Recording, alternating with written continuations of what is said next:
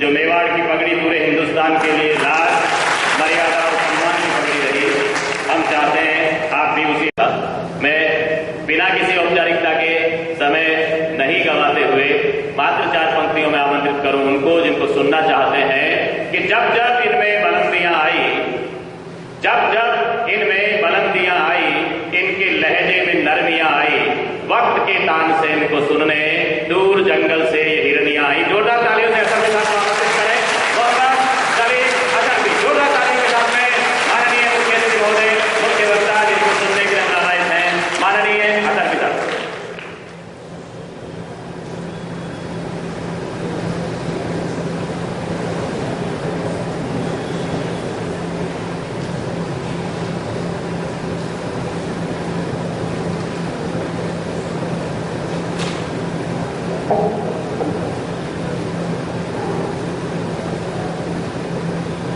मंच में विराजमान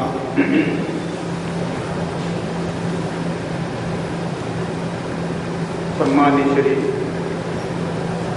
प्रोफेसर प्यारेलाल जी, मेजर मनोहर सिंह राठौर जी, doctor KG. Sharma ji, doctor N.R. Thakur जी, डॉक्टर चंद्र प्रकाश गौड़ जी, श्री राजेश डोडवाड़िया, सम्मानित श्री डॉक्टर गजानन चरण जी, इस सभागार में उपस्थित सभी विद्यार्थीगण, भाई और बहन,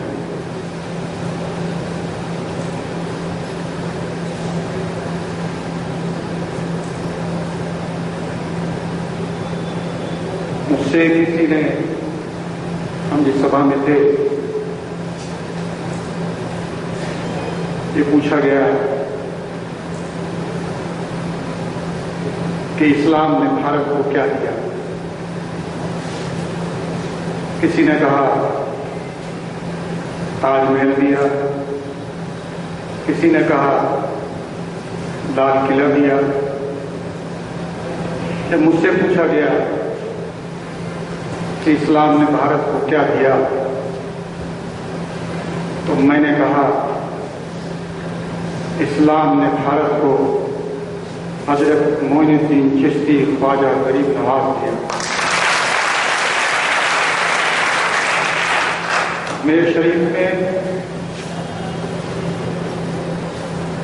हर जाति, धर्म, पंथ, समाज और मजहब के लोग अपनी आदमी और तमन्नाएं लेके जाते हैं। तो दरबार में ये नहीं पूछा जाता ये किस समाज का है, किस वर्ग का है, किस पंथ से आया है। वहां पर सबको उसकी जो भी ख्वाहिश होती है, वो एक ऐसी दुकान है, बहुत सी चीजें तो वहां ऐसी मिलती हैं कि दुनिया में आपको न मिले। वो एक दुकान है जहां पर कुछ लोग लड़का मांगने जाते हैं और लड़का हिंदुस्तान में कहीं नहीं मिलता, अगर वो मिलता है तो ख्वाजा गरीब नवाज के दरबार में मिलता है। सांप्रदायिक सौहार्द, मोहब्बत, एकता, भाईचारा, सद्भावना, इन शब्दों के माने आदमी के अमल से होते हैं, उसके किरदार से हुआ करते हैं। हमारा ये भारत भक्ति का देश है। यहाँ मीत है, प्रीत है, गीत है, संगीत है, हम सब में समर्पण की भावना है। सनातन धर्म ये सदियों से चला आ रहा धर्म है। हिंदुस्तान में इस्लाम 800 साल पहले आया, उसको लेके आने वाले ख्वाजा गरीब नवाज थे। जब वो यहाँ तशरीफ लाए तो हृदय सम्राट पृथ्वीराज चौहान के महल के सामने उन्होंने कुटिया बनाई। कोई आतंकवाद नहीं दिखा। वो रोजा लेके आए, नमाज लेके आए, पूरी कुरान शरीफ लेके आए, कोई आतंकवाद नहीं दिखा। ये आतंकवाद पिछले 75 सालों से हमारे देश में नजर आ रहा है। और अगर आप देखेंगे पिछले 75 साल के अंदर में जो मुल्क वजूद में आए, वो एक आया सऊदी अरेबिया, दूसरा आया इजराइल। सऊदी अरेबिया ने मक्का शरीफ और मदीना शरीफ में कब्जा करने के लिए, क्योंकि वहां पर पहले सल्तनत उस्मानिया थी, तो उन्होंने आइडियोलॉजी को जन्म दिया। उस आइडियोलॉजी का नाम है वहाबी आइडियोलॉजी। नज्द में एक मोहम्मद बिन अब्दुल वहाब थे, उन्होंने इस आइडियोलॉजी को जन्म दिया। ये आइडियोलॉजी बड़ी हार्डकोर है, इसमें लोग लिबरल नहीं हैं, ये मॉडरेट नहीं है। वहां से चलकर ये आइडियोलॉजी इस्माइल दहलवी के नाम से ये हिंदुस्तान पे आई। आज हिंदुस्तान में मुस्लिम समाज में दो बड़े संप्रदाय नजर आते हैं। एक है सुन्नी समाज, जो हमारे भारत की पुरातन संस्कृति से जुड़ी हुई एक संप्रदाय है, जिसको हम सुन्नी संप्रदाय कहते हैं। ये दरगाहों में आते जाते हैं, चादर चढ़ाते हैं और दिगर हमारी जो पुरानी संस्कृति रही है उससे इनका साझा रहा है बहुत सारी चीजें। मगर दूसरी ओर जो ये आइडियोलॉजी रही, इसमें ऐसा नहीं है कि अगर कोई इस आइडियोलॉजी के अंदर कोई संस्था खड़ी की गई तो सभी ऐसे थे, ऐसा नहीं है। कुछ लोग उसमें से हार्डकोर निकले, बाकी जो नमाज रोजा तक थे वो वही रह गए। इस आइडियोलॉजी के मानने वाले इस हिंदुस्तान में बहुत सारे मदरसे हुए। इसको बताने का मेरा कारण सिर्फ यह है कि आज तक हिंदुस्तान में जितने भी ब्लास्ट हुए, जितने भी ब्लास्ट हिंदुस्तान में हुए, उसमें जितने भी लोग आतंकवादी पकड़े गए, वो सारे के सारे इसी आइडियोलॉजी को मानने वाले थे। चाहे वो अफजल गुरु हो, फजलुर रहमान हो, अफजल नागौरी हो, जितने भी लोग पकड़े गए।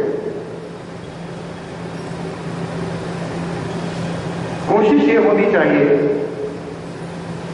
कि अगर इस तरह की कोई चीज हमें दिखाई पड़े तो हमको उसका दिल से विरोध करना चाहिए। सब ऐसे नहीं है, मगर कुछ लोग जैसे रोजा नमाज और ये सब पढ़ने वाले, उनके लिए तबलीगी जमात बना दो। जो लोग लिटरेचर से ज्यादा जुड़े हुए हैं उनके लिए जमात इस्लामी बना दो। जो लोग बहुत ज्यादा महत्वाकांक्षी हैं, MP MLA बनना चाहते हैं, उनके लिए जमात उलमाए हिंद बना दो। और जिन जवानों में जिनका ब्रेन वॉश किया जाता है, वो जो लोग रहते हैं जो जोश में अपना होश खो देते हैं, उनके लिए सिम्मी बना दो। और इन्हीं सिम्मियों में से जो लोग एकदम ज्यादा धार्मिक रूप से जिनका ब्रेन वॉश करके धर्म की मिसयूज के कारण उनको भेजकर उन्हें हिजबुल मुजाहिदीन में, इंडियन मुजाहिदीन में, अलकायदा में, तालिबान में, ऐसे लोगों में इनको डाला जाता है। ये एक पीछे की पृष्ठभूमि है आतंकवाद की, जो हमारे हिंदुस्तान में आज की तारीख में काम कर रहे हैं। बहुत से लोग जो इंडियन मुजाहिदीन से पकड़े गए वो इसी से मेल खाते हुए लोग थे। आतंकवाद एक वो समस्या है जो आज जिस गर्भ से निकल के आज वो पूरे विश्व के लिए चिंता का कारण बना है। अभी आप पेपरों में पढ़ रहे होंगे, एक IS जो बर्बरता और हिंसा का जो रूप उन्होंने पेश किया है, वो मैं समझता हूं आज आतंकवाद के इतिहास में सबसे बड़ा है। उन्होंने 2 पत्रकारों को की हत्या की, उसको आप लोगों ने टीवी में देखा होगा। तो आने वाला दिन ऐसा नहीं है कि हमारे देश में इस समस्या से हम बचने वाले हैं। इसलिए आतंकवाद के संबंध में हमको जागरूक होने की बहुत ज्यादा जरूरत है। और आतंकवाद के साथ साथ कई हमारे देश में ऐसे संकट हैं, इसमें माओवाद है, आपका नक्सलवाद है, आतंकवाद है, और इसके साथ साथ हमारे देश में इंटरनल और एक्सटर्नल सिक्योरिटी के जो बहुत सारे आज प्रॉब्लम हैं, उसमें एक सबसे बड़ा कारण मैं आपको बताना चाहूंगा। आज चीन से हमारे देश में $90 अरब का सामान इंपोर्ट हो रहा है। ये $90 अरब का जो सामान है, आप देखे होंगे कि चाइना का बना हुआ सामान आज बाजार में बड़ी आसानी से पेन से लेकर बड़े से बड़ा आइटम आपको उसका मिलता है। और ये आइटम जो है आज हमारे देश के लिए हमारे आर्थिक संकट के को बढ़ाने में बहुत बड़ा योगदान दे रहा है। और उन सामानों को खरीदकर हम चीन को समृद्ध बनाने में लगे हैं और हमारे देश के लिए हम अपने लिए संकट पैदा कर रहे हैं। मेरा आपसे अनुरोध है कि आप इस बात का संकल्प लेके यहां से जाएं। आज के बाद से आप लोग कोई भी सामान चीन का जो बना हुआ हो आप नहीं खरीदेंगे। इसके साथ साथ आज की तारीख में एक मानसिकता को बदलने के लिए एक आर्थिक भोगवाद भी हमारे देश में संकट की स्थिति को पैदा कर रहा है। वो है, मान लीजिए आपने किसी से ठंडा मंगाया तो वो छाछ नहीं लाता, दही नहीं लाता, वो लेके आता है पेप्सी, कोका। इनसे आप बचिए। ये बहुत सारी ऐसी कुछ चीजें हैं यदि हमारे देश की जनता ने, आप जैसे विद्यार्थियों ने अगर इस बात का संकल्प कर लिया कि हम जो करेंगे स्वदेशी करेंगे, इसके अतिरिक्त कुछ नहीं करेंगे, तो आप याद रखिए आप अपने भारत को विश्व गुरु आप बना सकते हैं। इसका योगदान ही आपके जरिए जाएगा। ये देश की एक ऐसी सेवा है जो आप खुद कर सकते हैं, अपने परिवार से करा सकते हैं, अपने पड़ोसी को कह सकते हैं, और आज देश के कुछ ऐसे संकट आप स्वयं दूर कर सकते हैं। और इसके लिए मैं आप सबसे ये आग्रह करूंगा कि आज के बाद आप प्रयास करें, खुद करें, और लोगों को भी इसके लिए प्रेरित करें कि वो स्वदेशी सामानों का उपयोग करते हुए इस देश में अपनी कुछ न कुछ भूमिका उसके साथ जोड़ने के प्रयास करें। हमारा ये देश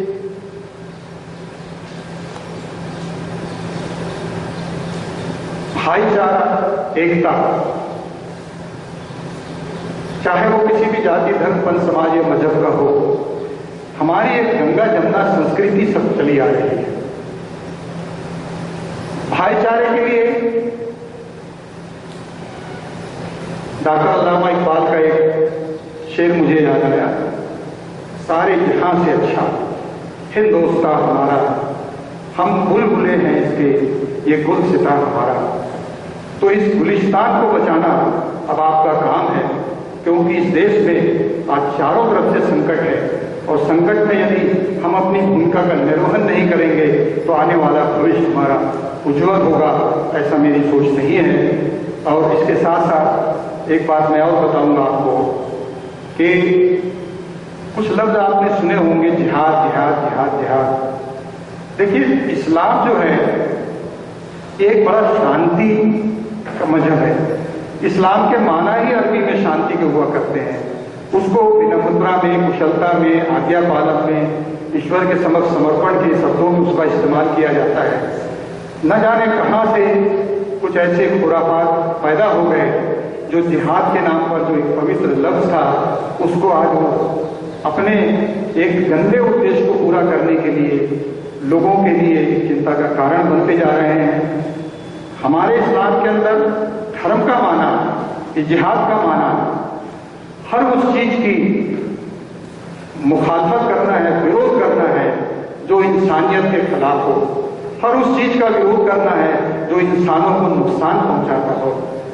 इससे ज्यादा जिहाद में और किसी चीज, जिहाद में किसी की निर्मम हत्या, किसी का ये, इसकी कहीं कल्पना भी नहीं है। मगर आज एक जिहाद के लफ्ज को आज जो आतंकवादी इस्तेमाल कर करके आपस में एक भाईचारे को खत्म करने के लिए प्रयास में लगे हुए हैं। देखिए, हर मजहब का जो एक मूल मंत्र है वो है प्रेम। डॉक्टर अल्लामा इकबाल ने जब ये बात कही कि सारे जहां से अच्छा हिंदुस्तान हमारा, तो दुनिया के किसी भी इस्लामिक स्कॉलर ने या किसी भी इस्लामिक धर्म के मानने वालों ने उसको फतवा नहीं दिया, उस पर आपत्ति नहीं करी, उसका कारण ये था कि धर्म जो है ये आस्था है और देश ये प्रेम की चीज है। तो आस्था, मेरी आस्था मक्का मदीना शरीफ से हो सकती है, आपकी आस्था काशी मथुरा से हो सकती है, कोई स्वर्ण मंदिर का दीवाना हो सकता है, कोई बालाजी का परवाना हो सकता है। तो धर्म जो है ये आस्था का विषय है और देश ये प्रेम की सौगात मानता है, बलिदान मानता है, त्याग मानता है। तो हमारा जो संस्कृति जो हमारी सदियों से हमारे पास चली आ रही है, इसको बनाने के लिए, इसको बिगाड़ने के लिए हमारे जो बहुत सारे जो दुश्मन हैं वो आज हमारे देश के अंदर में लगे हुए हैं। इसके लिए हमको आज एक जागरूकता को पैदा करने की जरूरत है। आज एक पाकिस्तान जो इतना अभ्यस्त है और ये बना ही हिंदुस्तान की खैरात से है, आज उसने आतंकवादियों की फैक्ट्री खोल रखी है और सीमा से वो हर तरह की इनपुट आईएसआई के माध्यम से आतंकवादियों को हमारे देश में भेजकर हमारे देशवासियों की निर्मम को हत्या कर रहा है। उसका कारण भी एक है, उसका कारण ये है कि वो भारत से सीधे सीधे नहीं लड़ सकता, इसलिए वो कोशिश ये करता है कि एक पर्दे के पीछे एक गुप्त रूप से इन सब मुहिम को चलाकर वो भारत में आतंकवादियों के काम को आगे बढ़ा रहा है। भाई और बहनों, मैं आपसे ये निवेदन आवश्यक रूप से करना चाहूंगा। आज मैं जब दिलवाना में घूम रहा था और विद्यालयों में भी मुझे जाने का मौका लगा, तो सचमुच दिल से उन सभी लोगों को मैं धन्यवाद जरूर दूंगा। दिलवानों को उन्होंने शिक्षा के क्षेत्र में एक ऐसा इलाका बना दिया जिसकी गूंज पूरे हिंदुस्तान में होनी चाहिए। मैं तो जो आप लोगों के बीच से लेकर जा रहा हूं, निश्चित मैं अपने सूबे छत्तीसगढ़ में आप सब लोगों की बात को मैं वहां रखूंगा, यहाँ के वातावरण को मैं वहां बताऊंगा और बताऊंगा ही नहीं, मैं बहुत सारी चीजों को उसके साथ वहां पर प्रेरणा सूत्र में बांधने का भी मैं बहुत प्रयास करूंगा। चलते चलते एक बात और कर दूं, आप सब मिलकर इस बात को ध्यान में रखें कि हमको अपने भारत को सुदृढ़ बनाना है, समृद्ध बनाना है, स्वावलंबी राष्ट्र बनाना है। इसके साथ साथ हमारी जो पुरातन संस्कृति है उसके मूल्यों को हमको अपने आचरण में दाखिल करना है, उससे हमें प्रेरणा ग्रहण करना है। और हमारे देश में जो विधि द्वारा स्थापित संविधान है, लोकतंत्र है, समाजवाद है, इन पर हमारी और पंथ निरपेक्षता है, इन पर हमारी संपूर्ण आस्था हमको रखनी चाहिए। और ये संकल्प मैं आपसे आज लेना चाहता हूँ कि आप स्वदेशी रखेंगे ताकि देश की एकता, देश की अखंडता और देश की संप्रभुत्व को हम कायम रखने के लिए अपने जीवन में कहीं न कहीं कुछ न कुछ योगदान देने का हम संकल्प करें। और ये संकल्प यदि आप करेंगे तो आज आप करेंगे, कल आपका परिवार करेगा, परसों पूरा देश करेगा। और यही सब काम हमारे देश को एक दिन विश्व गुरु बनाने में हम सबको सहयोग देगा। आपके बीच में आया, मुझे बहुत अच्छा लगा आप सबका और आयुओं का मैं हृदय से बहुत आभारी हूँ। कुछ थोड़ा सा थकान ज़्यादा है मुझे, इसलिए मैं ज़्यादा समय आपका नहीं ले रहा हूँ। बहुत बहुत धन्यवाद। जय हिंद, जय भारत।